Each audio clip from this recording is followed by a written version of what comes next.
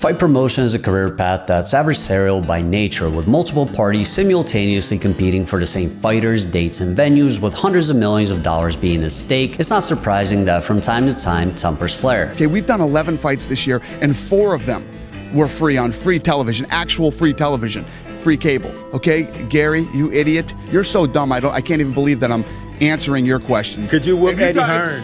I'll knock that motherfucker cold out. Period. And I wish he would, man. Then I got caught up with this other piece of shit, Don King, who's just a wretched, slimy, reptilian mother. Right? This is supposed to be my brother, my black brother. Right? He's just a bad man. He's a real bad man. But it's a rare sight to see the star of a promotion going into a fight, seemingly at war with their own team. But that's exactly what we saw in interviews and press conferences leading up to Ryan Garcia's December 2023 showdown against Oscar Duarte. When it was Ryan's turn to speak during the press conference, he got on stage and began to attack his own promoter, going as far as to claim that they wanted him to lose. Oscar saying that we misinterpret what they say. It's plain English. I didn't hear anybody speaking any language I don't know. So, it's very clear to me that, they're backing this guy to beat me just like they thought, was going to beat me. He was the next Filipino star. They say he's the next Mexican star. Most of his ire seem to be directed at Oscar de la Hoya, but Oscar's promotional Golden Boy partner, Bernard Hopkins, also caught a couple of strays in reference to an interview he did about Ryan, where he said that he would decide whether or not Ryan should continue boxing. Ryan brought up Bernard's own career and trash talk that ended up blowing up in his face. He don't decide that. My coach does, my team does, everybody that grinds with me day in and day out. That's who decides, and ultimately God decides, not him. Nobody was telling him when to stop boxing. He stopped boxing at weight 45, so kudos to him. But he don't determine that. He also said that, he calls out on the live. Man, last time I checked, he said he never lose a white boy. I would never let a white boy beat me. I'd never let a white boy beat me. When Joseph Jr. knocked him out of the ring, last time I checked, Joseph Jr. was white. So, they belong. And Golden Boy didn't exactly turn the other cheek, with Oscar de la Hoya making faces behind Ryan as he was giving his speech and then proceeding to give interviews calling him immature and a kid. So when you're dealing with kids, it's really hard to get across that message. And then you have Ryan saying this and that. So it's all BS. And Bernard Hopkins getting on stage to address Ryan directly and tell him that boxing would call his bluff. One thing for sure, I've been 28 years in this business of boxing, in the ring. 28 years in the ring. I believe I got sleep. One thing about boxing, I close with this, it will call your bluff. Thank you very much. Appreciate it.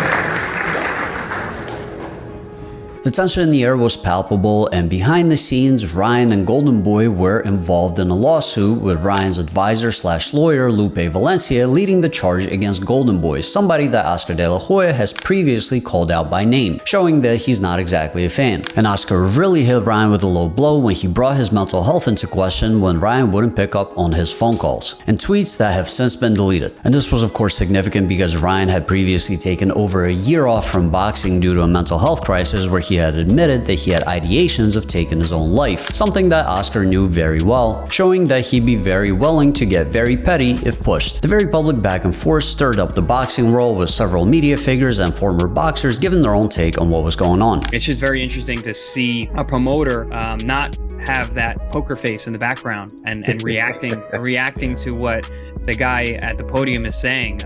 Oscar's not dumb. He knows the cameras are on him. He's standing there because the cameras are going to be on him, and he knows that he's going to be in the shot. So that either shows you that this is really a fractured relationship, and the wounds are the nerves are exposed, or again, like I said, maybe Oscar's playing a little bit, playing to the camera. Was Ryan correct about Golden Boy trying to actively undermine him? Was it a big misunderstanding, or was it simply an elaborate media stunt to get as much eyes as possible on Ryan's comeback fight after his loss to Gervonta Tank Davis? After all, he seemed so happy signing with Golden Boy back in 2016, so what went wrong? We finalized a Golden Boy contract for you, and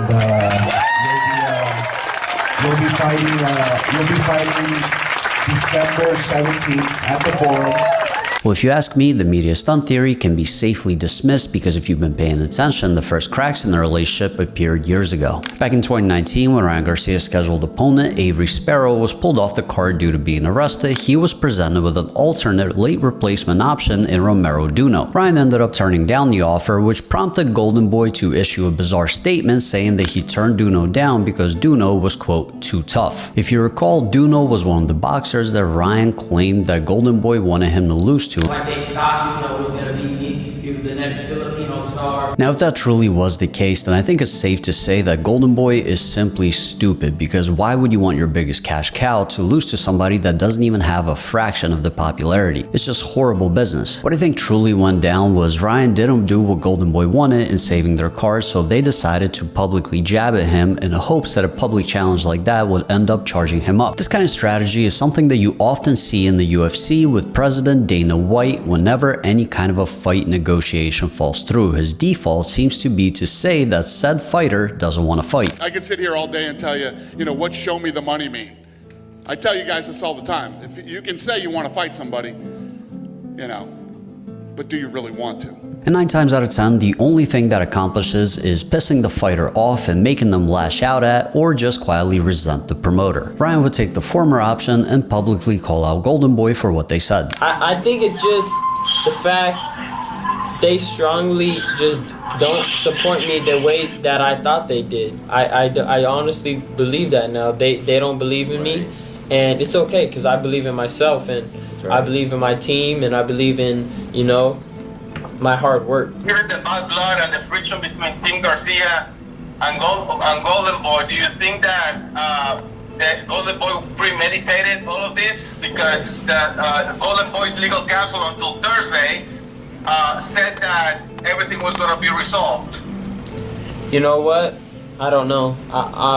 That's what it looks like. And shoot, if the color's blue is blue, then it's blue. And the fight between the two would soon be rescheduled, but this would be far from the last time that Golden Boy would throw underhanded comments Ryan Garcia's way in public. In fact, that seemed to be the go-to method for dealing with him whenever they weren't happy. And in the end, that became one of the key reasons why their relationship became so strained, because when you're a promotion superstar fighter, the last thing you want is for your name to be dragged through the mud by your own team every time you zig when they want you to zag. That probably makes you feel that instead of being the one and need a client that you actually are, you're answering to an boss that reprimands you at every turn like it's a white-collar job. And by the way, once Ryan did end up fighting Romero Duno on the undercard of Saul Canelo Alvarez and Sergey Kovalev, he ended up starching Duno in the very first round, showing that he had nothing to worry about with him whatsoever. And speaking of Canelo, he was another catalyst in breaking down the relationship between Ryan Garcia, Oscar De La Hoya, and Golden Boy. At the time, Ryan was being trained by Eddie Reynoso, Canelo's head trainer and confidant, and the two had a very brotherly relationship. Being the most popular Mexican fighter out there and Ryan heavily leaning into his Mexican heritage, Canelo was somebody that he looked up to as a mentor, somebody that he aspired to be like. And whenever he was going through something, he would also be somebody that he would confide in, and this Romero Duno situation would be no different. Right, question. So you're referring to Canelo, right?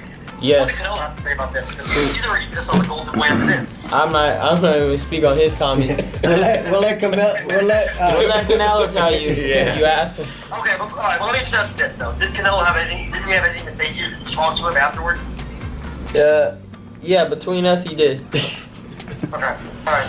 Support. There would be nothing good that Canelo could possibly tell Ryan about Oscar De La Hoya, because the two were at odds over a situation that is eerily similar to what Ryan would be going through with Golden Boy in 2023. Canelo will file a lawsuit against DAZN and Golden Boy citing breach of contract and looking for $280 million in damages as well as his release. The contract being the 11-fight, $365 million deal that he signed with DAZN back in 2018. DAZN was under the impression that Canelo would be rematching Triple G in 2019 and even signed Triple G with that promise. Canelo himself had no such plans, however, and decided instead that he was going to box Sergey Kovalev at a higher weight class. There was no language in Canelo's contract with DAZN that stipulated that he had to fight anybody, but allegedly, Golden Boy made a deal with DAZN behind Canelo's back. And allegedly, that deal hinged on the fact that Golden Boy promised that Canelo was in fact going to fight Triple G in 2019. Canelo ended up coming out on top and being released from his contract, but this event ended up fracturing his relationship with Oscar De La Hoya forever. On multiple occasions, Canelo would call Oscar De La Hoya disloyal, specifically citing a time when Richard Schaefer left Golden Boy, taking a lot of fighters with him to competitor Premier Boxing Champions, or PBC, that's run by Al Heyman and affiliated with Floyd Mayweather, Oscar De La Hoya's bitter rival. When we talk about loyalty,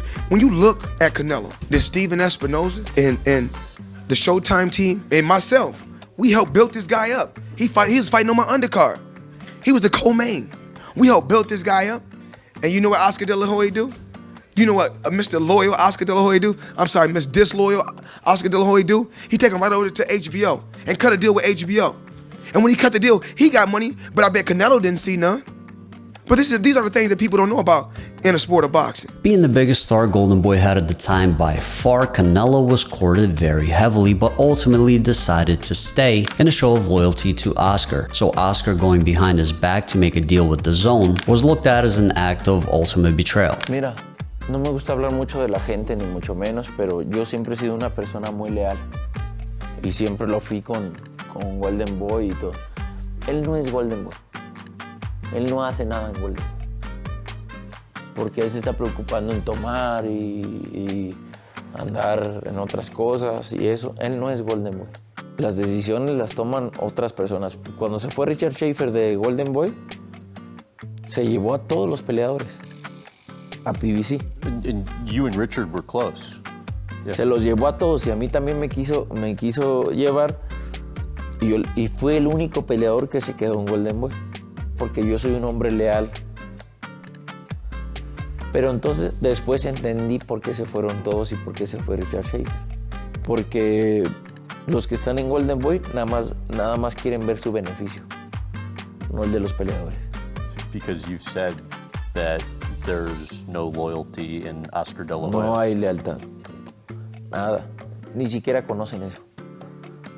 Oscar's take on the situation was that Canelo was simply upset that he had once suggested that he look for a different trainer other than Eddie Reynoso, something that I suppose could also be looked at as an act of disloyalty, considering the fact that Canelo started out with and spent his whole career with Reynoso and didn't just consider him a trainer but also a member of his family. In any case, during the whole Romero-Duno fiasco, Ryan was in close contact and proximity to both Canelo and Reynoso, something that I'm sure not only got on Oscar De La Hoya's nerves but also didn't paint him in the best light to Ryan. And just a couple of years later, Ryan would find himself entangled in a very similar lawsuit with Golden Boy. The chief complaint from Garcia's camp towards Golden Boy Promotions is that leading up to a super fight against Gervonta Tank Davis, he was advised that he would not be able to do the fight unless it aired exclusively on DAZN. And as despite the fact that there was apparently nothing in Garcia's contract that stated that he had any kind of exclusivity agreement with any network, but allegedly there was an exclusivity agreement between DAZN and Golden Boy that was negotiated separately. Sounds almost like deja vu, doesn't it? The fight ended up being broadcast on Showtime and DAZN, with DAZN being paid a fee of $1.25 million to step aside as the exclusive broadcaster, with $120,000 of said fee being paid by Ryan Garcia personally. Garcia also claims that Golden Boy violated California's 7-year rule for personal service agreements by signing them to an extension in 2019 instead of a brand new contract, a rule that actually got Oscar De La Hoya himself released from his contract with Top Rank back in 2000, and ironically enough was the event that led to him starting Golden Boy Promotions. And he also claims that Golden Boy failed to pay him out his bonus because he ended up losing to Davis, even though that was not a stipulation in his contract. The two sides are currently in mediation, a process that aims to resolve and settle the differences without resulting in further lawsuits. And clearly this is a time where emotions are running high, so public pettiness from Golden Boy towards Ryan Garcia is assumed to be extremely antagonizing. Specifically the tweet from Oscar referencing Ryan's mental health, which for Ryan is a really big deal as he struggled with depression and anxiety for his whole life. And the break that he was forced to take from boxing because of it, he considers one of the biggest hurdles that he had to face in his life to date. Obviously I didn't do it for anybody but myself, but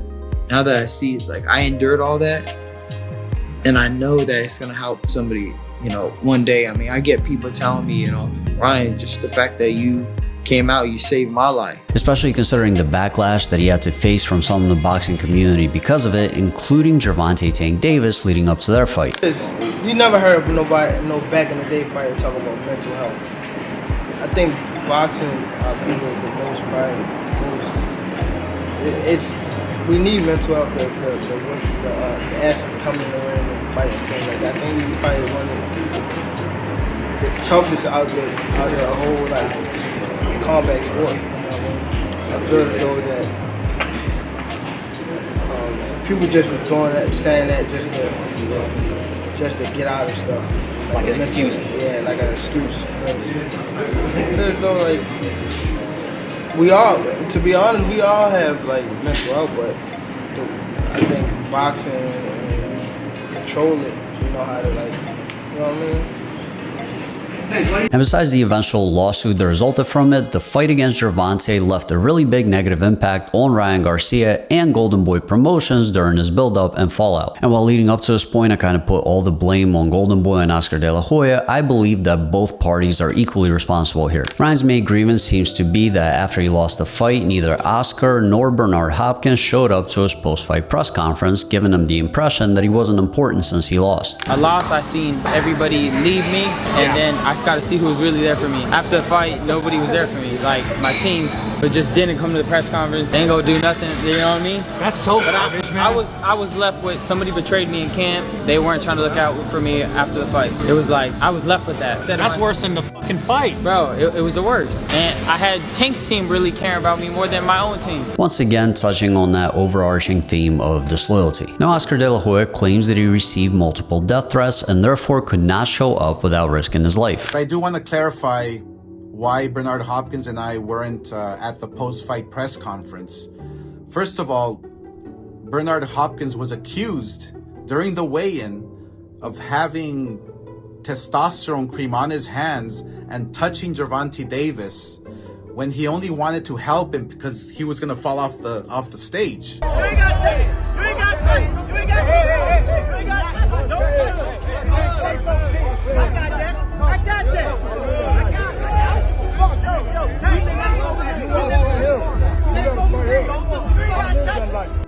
So, PBC, Gervonta's promoter, banned him from everything. He couldn't get inside the ring. He couldn't do anything during the promotion. And so, as for myself, my security team told me, boss, we got to get the out of here because I received death threats. You guys don't know this. I received death threats throughout the whole week, and they just said it was simply too dangerous, so we got out of there. And plus, Eric Gomez, who is my president, who was right there, front and center with Ryan Garcia, so there was no issue, no problems. This is all coming from all these PBC minions that are just attacking Ryan, attacking Golden Boy, but it's all good. It's all good. Ryan Garcia made this happen. Tank made this happen. We had a great fight. The best man won. My hat's off to you. And again, Tank Davis, you're a great fighter. Ryan Garcia, I have your back. Bernard has your back. We're with you 1,000%. And you will be back stronger than ever, better than ever.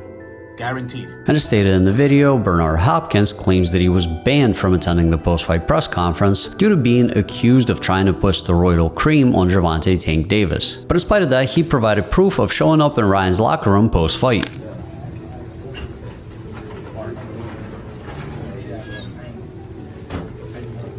gonna make you better. It's gonna make you bigger and better. That's good.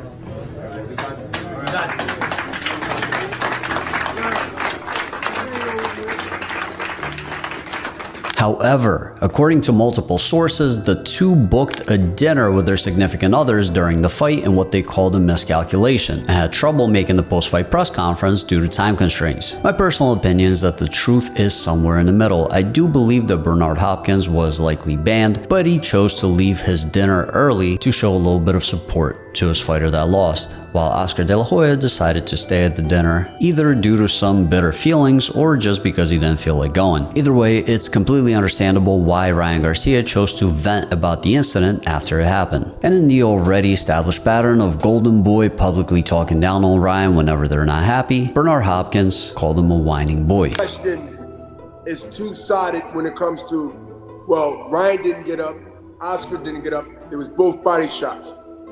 That ain't the debate. The blame game and responsibility and ownership, that's the man. That was my question. Hold up. That's the man in Oscar.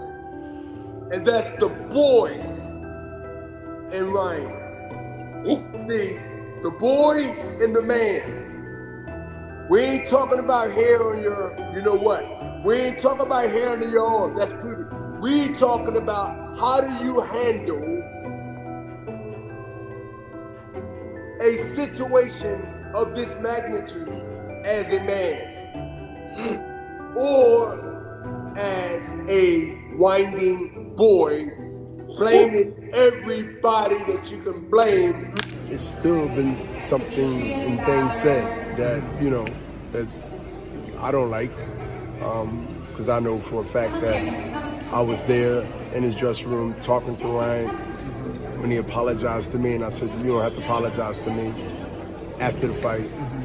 And knowing that Oscar got death threats, I seen the text from Oscar, security and Oscar. I wasn't allowed in the ring. I got that on video on this phone when they stopped me. But I ain't make a stink of it because it ain't my night. It's Ryan Garcia's night. So for me to make a stink of it, it would be very selfish of me to do that. Yeah, for sure. And so, you know, to hear Ryan's comments about Golden Boy wasn't there to represent him, they were there. Just me and Oscar wasn't there for good reasons. But I was there to greet him after the fights in the dressing room. And I have video of that. But here's where I think Ryan Garcia has nobody but himself to blame. During the process of his fight against Gervonta Tank Davis being made, he undermined Golden Boy almost every step of the way by disregarding every piece of valuable advice that he may have been given up every advantage that he may have had, and ultimately putting on a very subpar performance where a lot of people felt like he quit. Did it hit that rib part at all, Ryan? Yeah. I knew it. I didn't want to continue because my rib. No, listen. But it's okay. Listen. I can completely understand why Oscar De La Hoya would be mad watching his most popular fighter, whose career he carefully tried to sculpt for years, just give it all up on a whim. And give it up to the biggest star of his biggest rival, PBC, at that. Al Heyman and Floyd Mayweather would have never let Gervonta Tank Davis fight at a lower weight class, and with a 10-pound rehydration clause to boot that would ensure that he's dehydrated going into the biggest fight of his life. We work smarter, not harder. And I'm gonna make sure he's just became world champion. I'm gonna protect my champion. I'm gonna protect my champion. And when I'm ready for him to go out there and it's worth it, if it's not worth it, we're not gonna do it. It has to be worth it. And Ryan Garcia accepted those terms with no problem, and that might seem noble to you as a fan, but you gotta remember there are a lot of people at Golden Boy that depend on him financially, and essentially what he was doing by that is saying, Golden Boy. In fact, he did say those words to the CEO of Mayweather Promotions, Leonard Ellerbe. PBC also would have never allowed Ryan Garcia to just walk around sharing compromising information about Gervonta Tank Davis from his training camp. He got hurt to the body before. What fight was it? There was no fight. Ask him. About when he got hurt to the body? Yeah. What was this, the Floyd's? Nah. Just ask him. Just let him know that I know he got hurt to the body. You were there, or you got word back?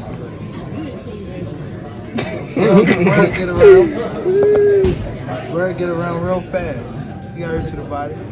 Well, I know great fighters in the past, they would have some eyes and ears in the other fighters' camp, keeping tabs on them. Yeah.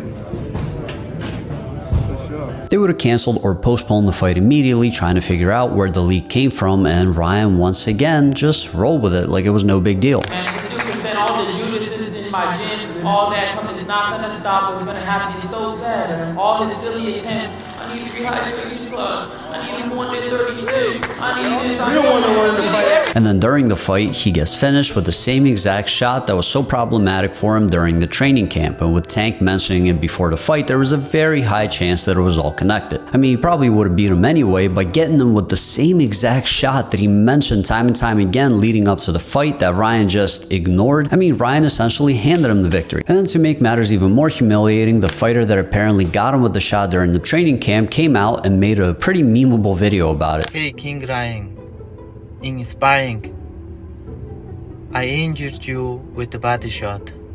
Now you lost to Tank. I am sorry. Are you okay? PBC and Mayweather Promotions played him like a fool. They took all of his status, his undefeated record, his popularity, neutralized all of his potential advantages, and used it to build up their own fighter. But that's not even the end of it. Despite all that, Ryan Garcia still went out and trained with Floyd Mayweather, despite Floyd Mayweather saying this about him before his fight with Gervonta Davis. This kid Ryan Garcia, Tank got his followers from kicking. Ryan Garcia got his followers from YouTubers. There's a difference. So you want to be a YouTuber or you want to be a fighter?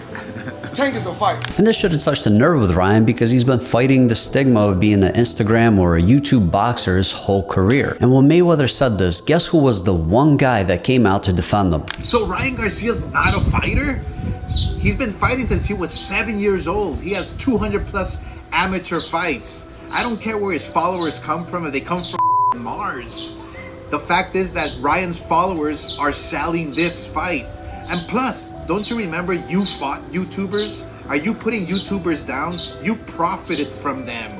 I can't with you, dude. You're dumbass. I can't wait. April 22nd, Ryan Garcia knocking out Tank Davis. So to summarize, Ryan disregards all of Oscar's advice, gives up every advantage that he could possibly have, gives up his zero in order to build up a fighter from a rival promotion, and then hangs out with Oscar's biggest rival almost just to spite him, seemingly, while Oscar was the only one that had his back against said rival. Yeah, like I said, I mean, I could see why Oscar would be mad. Watching PBC and Mayweather Promotions slowly build up Tank by giving him soft touch after soft touch and trying to do the same with a similar guy in Ryan Garcia, and not being allowed to by Ryan Garcia, yeah, it's a tough spot to be in. Ultimately, I think both sides are somewhat in the wrong. Ryan Garcia is very immature. He is impatient. He seems to have trouble listening to people. A previous coach, Joe Goosen, said that you don't really train Ryan Garcia.